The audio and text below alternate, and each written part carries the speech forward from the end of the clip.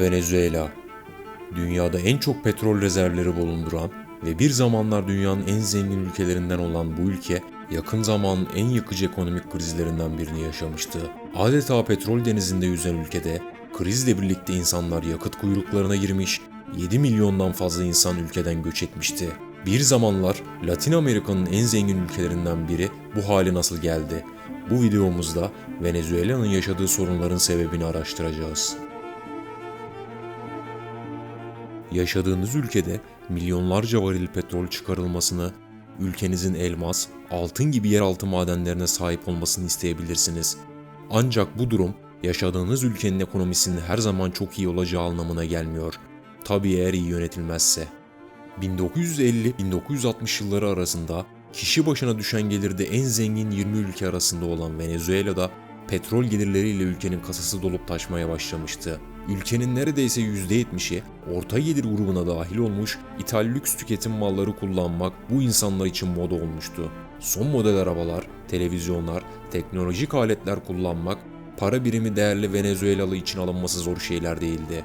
Ancak bu insanların fark etmediği bir şey vardı. Kriz hissettirmeden kapıya yaklaşmıştı. Ekonomide Hollanda hastalığı olarak bilinen durum Venezuela'da çoktan başlamıştı.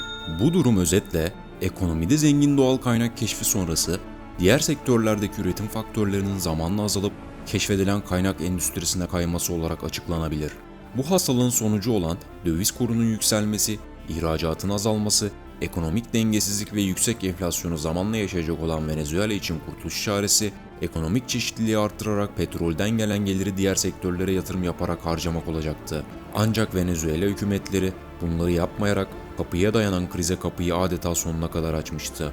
Hollanda hastalığına bağlı kriz, Venezuela ekonomisinde belirtilerini göstermeye başlamıştı. Her yerden fışkıran petrolü ülke ihraç ediyor, ihraç edilen petrolü satın alan ülkeler ödemeyi dövizle yapıyordu.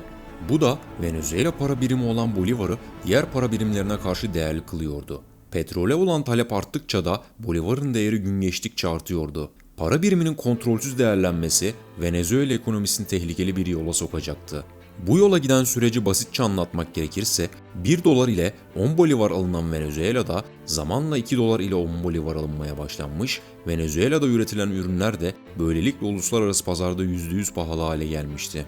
Yurt dışındaki alıcı Venezuela'dan 1 dolar ile 1 kilogram kahve alıyorsa Bolivar'ın değerlenmesinden dolayı zamanla 2 dolar ile 1 kilogram kahve alabilecek, bu da alıcının başka ülkelere kaymasını sağlayacaktı. Bu durumda Venezuelalı çiftçi daha az kahve satacak ve zamanla daha az kazandığını fark edince daha yüksek ücret alabileceği petrol endüstrisinde işçi olmak için topraklarını terk edecekti. Venezuela'da tüm sektörlerde zamanla bunun yaşandığını düşünün.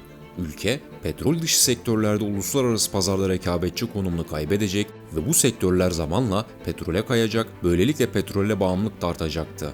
İhracatın 2 kat pahalı hale geldiği ülkede ithalat da 2 kat ucuz hale gelecekti.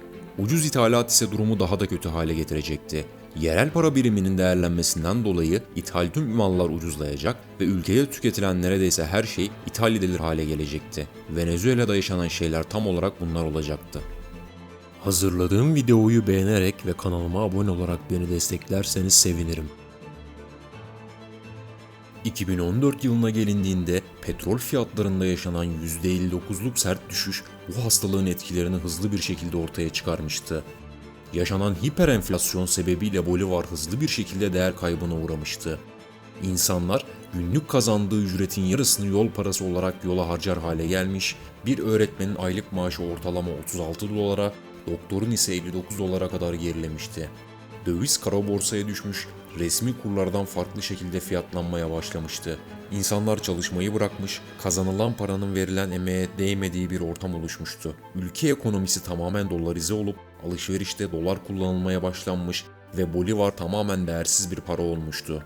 Bir zamanların en zengin ülkelerinden biri olan Venezuela'da petrol kaynaklarından elde edilen gelir zamanında çeşitlendirilip farklı sektörlere yatırım olarak aktarılsaydı belki bugünler hiç yaşanmayacaktı.